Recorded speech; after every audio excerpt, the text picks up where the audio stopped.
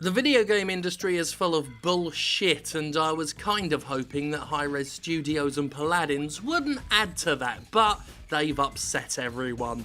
It's bloody Saturday morning. I wanted to play some stupid Steam game for a laugh.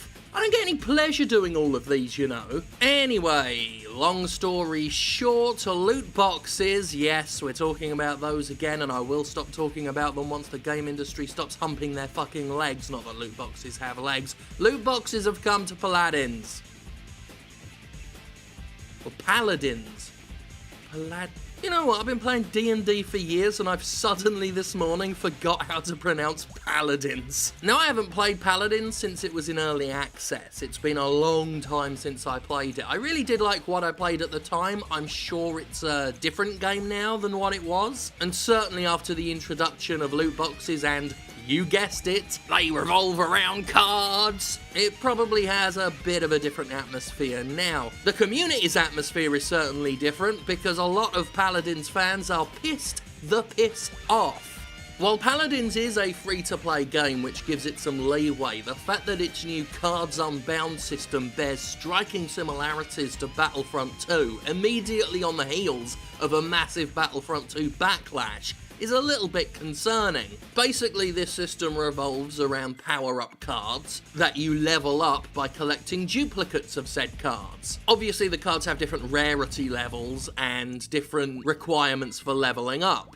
PC Gamer says that you need 42 cards in order to take a common card from level 1 to level 5. Your legendary cards only need 4 to level up, but well, they're legendary, so you can imagine how hard they're gonna be to find.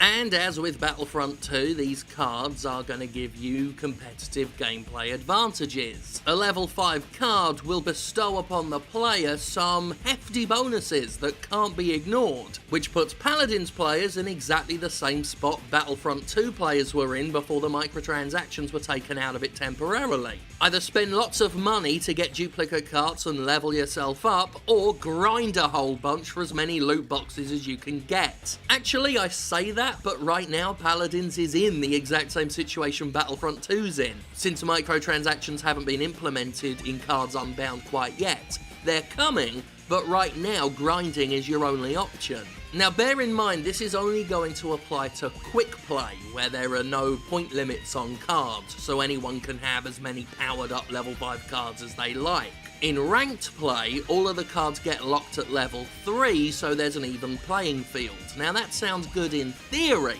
Ranked competitive play, everyone's on an even keel, everyone has access to cards, that's good. Except due to the unranked nature of quick play, that's where people went to learn new characters. That's where people went to get to grips with the game. It's where people like me, who obviously blatantly can't play video games, belong. So if it becomes a pay-to-win looty loot fest, newcomers are going to get their face stomped into the ground and people won't be able to practice with their new champions. Not only that, but if you're learning the game, you end up with a bunch of level 5 cards and you start thinking you're hot shit, you hop over to ranked where everyone's even, you're completely untrained for the experience. It's like Hi-Rez Studios tried to find a balance, something that would keep everyone happy, but they forgot they were dealing with predatory, exploitative, glorified gambling, gacha gaming systems, which have a tendency to fuck everything up.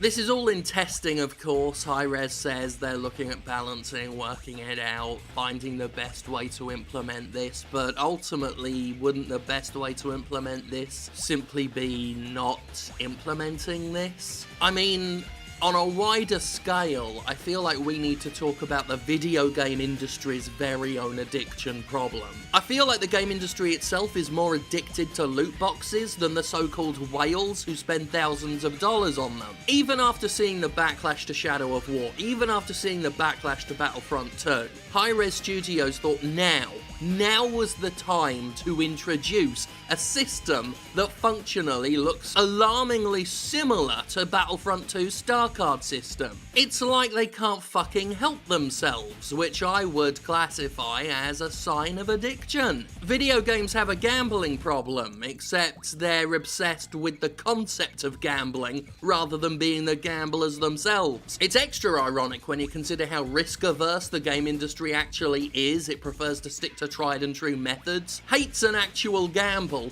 compulsively compelled to utilize gambling in their own games. Seriously, Hi-Rez, like, the fact that you decided now was the time, that this was a good idea, do you need an intervention? Do you need us to gather around you and tell you how your gambling addiction is affecting us? That's what baffles me more than anything else. Like I said, Paladins is a free-to-play game. That's not to say that loot boxes aren't predatory and exploitative, whatever game they're in. I do not like them, full stop. But I'm always going to be less harsh towards a game that doesn't charge an upfront price, because a bit of psychological pummeling is sort of their toll as opposed to a premium entry fee. However, from a sheer publicity standpoint, I can't believe Paladins unveiled this right now. There are only two scenarios I can imagine as to how Hi-Rez thought about this. Either they knew this would cause a massive backlash and didn't give a fuck, which doesn't speak very highly of them,